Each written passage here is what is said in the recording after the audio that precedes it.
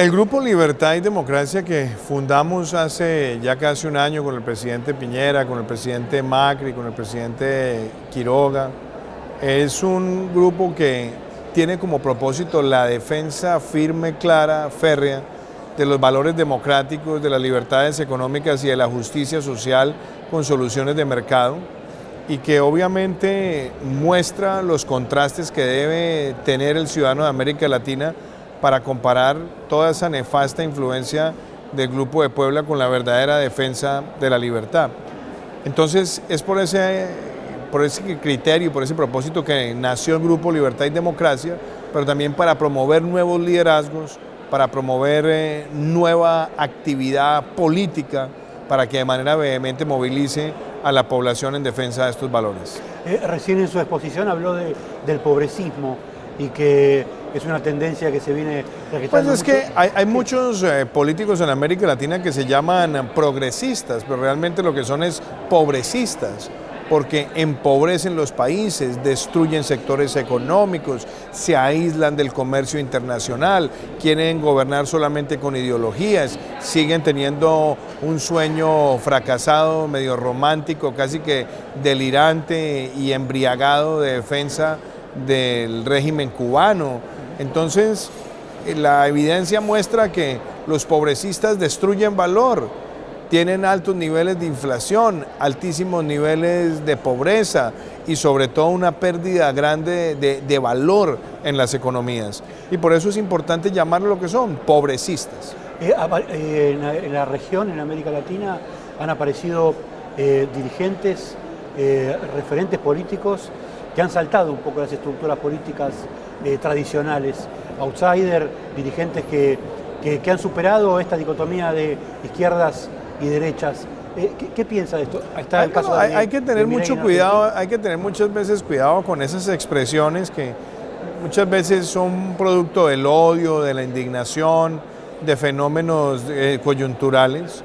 Pero bueno, la América Latina también ha conocido casos dramáticos como en su momento el de Abdalá Bucaram en Ecuador, que se presentaba como un outsider, como una especie de reacción de rabia al establecimiento político, y acabó teniendo prácticamente un gobierno fugaz con graves implicaciones económicas. Vemos también fenómenos como el de Pedro Castillo, que vienen así como outsiders, tratan de interpretar la rabia y después terminan queriendo inclusive pasar por encima de la Constitución. Entonces, por eso los países necesitan cambios estructurales, pero tienen que ser cambios sensatos, tienen que ser cambios reales, cambios posibles. De lo contrario, la frustración de la población es mucho más grande, porque muchos de estos outsiders se presentan como una especie de mesías, que a partir del momento en el que asumen el poder vienen los cambios estructurales. Y sabemos que en democracia las cosas son más graduales, son más lentas y requieren sobre todo un gran nivel de coordinación institucional. Entonces ahí se presentan muchos fracasos. ¿Qué perspectiva tiene usted sobre este proceso electoral que tiene Argentina? Yo soy muy respetuoso de no entrar a hacer mucho análisis del tema electoral en la Argentina.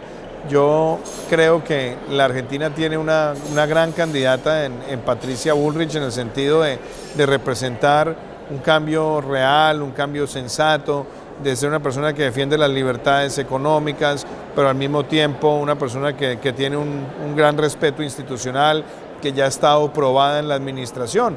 Por supuesto va a ser una contienda electoral donde pues hay fenómenos que uno no puede dejar de analizar, pero vamos a ver qué pasa en la primera vuelta, vamos a ver quiénes llegan a la segunda vuelta. Yo veo en la candidata Patricia Bullrich un muy buen prospecto, y obviamente pues vamos a ver cómo se da. ¿Y el factor Milei lo vincula un poco? No, yo creo que el factor Milei responde a varias cosas. Primero, uno no puede negar la formación económica que él tiene, uno no puede negar su capacidad de expresión de muchas de sus ideas.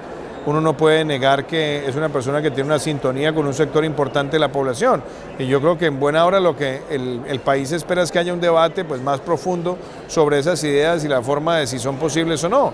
Por eso yo creo que los debates que se puedan venir más adelante entre Patricia Bullrich y por supuesto Javier Milei pues serán de gran interés de todo el pueblo argentino. Obviamente, cuando uno ve el continuismo del lado del gobierno, pues es preocupante con los niveles de inflación, con los niveles de pobreza, con las dificultades que afronta hoy la economía. Entonces creo que eso es poco creíble hoy. Déjeme hacerle las últimas dos preguntas.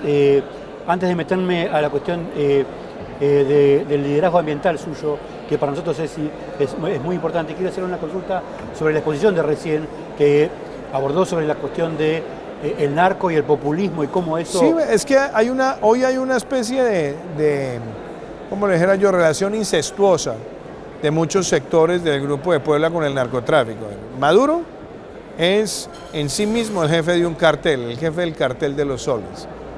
Usted ve lo que ha pasado en las cárceles del Ecuador, donde hay sectores de la mafia que quieren tratar de seguir manteniendo una relación de complacencia con sectores políticos.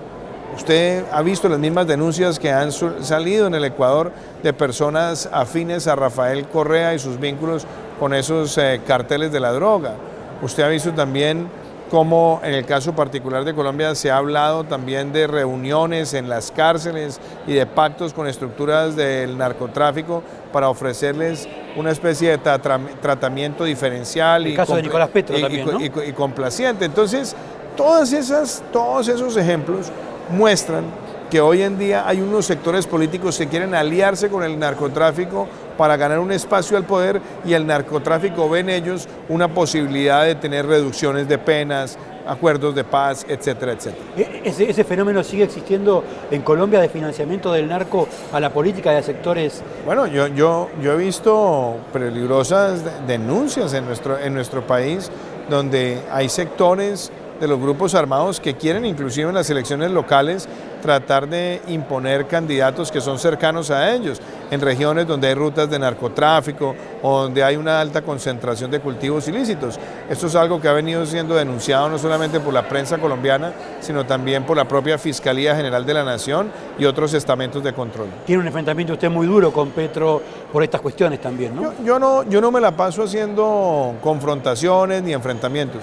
Yo soy una persona respetuosa de la institucionalidad. Lo que pasa es que también cuando alguien tiene la osadía de ir a defender la dictadura de los Castro, la dictadura de Cuba, y sale además a enarbolar que lo que pasa en Cuba es porque Cuba fue declarado un país patrocinador del terrorismo, cuando eso además ha pasado en varias ocasiones, y en efecto Cuba es un patrocinador del terrorismo porque el ELN es un grupo terrorista que desde Cuba planeó el atentado contra la Escuela General Santander en Colombia, donde murieron 22 muchachos. Cuba promovió muchas veces a las FARC, promovió al M-19 y a muchos otros grupos terroristas en Colombia. Entonces ahora tratar de lavarle la cara a la dictadura cubana, pues es algo que, si lo quieren además hacer, no solamente no tiene ningún propósito, ningún sentido, sino tratar de ahora aminorar la responsabilidad de los Castro en la destrucción de valor económico, en la desolación y la pobreza de la isla, pues me parece además algo delirante. Entonces, uno tiene que estar siempre listo en la confrontación de las ideas, y yo tengo, Facundo, algo que puedo decir con claridad: yo nunca en mi vida he empuñado un arma en contra de otra persona. Yo nunca he militado en ningún grupo armado que ha pretendido eliminar a otra persona por su forma de pensar o de secuestrar a otro por su forma de pensar. Yo las batallas las he dado en la democracia, las he dado con las ideas, las he dado con respeto a las instituciones. Entonces, cuantas veces sea necesario levantar una voz para defender esos valores, lo voy a hacer. La Argentina sufre un problema grave de violencia vinculado a la narcocriminalidad en Rosario, que es la ciudad donde nació Leo Messi, ¿no? Una de las figuras internacionales del fútbol. Como expresidente de Colombia, ¿qué consejo le daría a la Argentina para enfrentar un problema como este? Es que yo creo que por eso hay que superar discusiones. A los pobrecistas les fascina decir que la seguridad es represión o que la seguridad es opresión. No, la seguridad es un valor en la democracia, pero es un bien público. La seguridad es lo que permite ejercer las libertades. Si no hay seguridad, ¿quién ejerce la libertad de empresa? Si no hay seguridad, ¿quién ejerce el periodismo? Si no hay seguridad, ¿quién ejerce la libertad de expresión o la libertad de culto? La seguridad es un factor fundamental para el pleno ejercicio de las libertades, y entonces hay que invertir en la seguridad, hay que aumentar el número de la fuerza pública, hay que mejorar la inteligencia con cámaras de seguridad, también con detectores de sonido donde haya un disparo.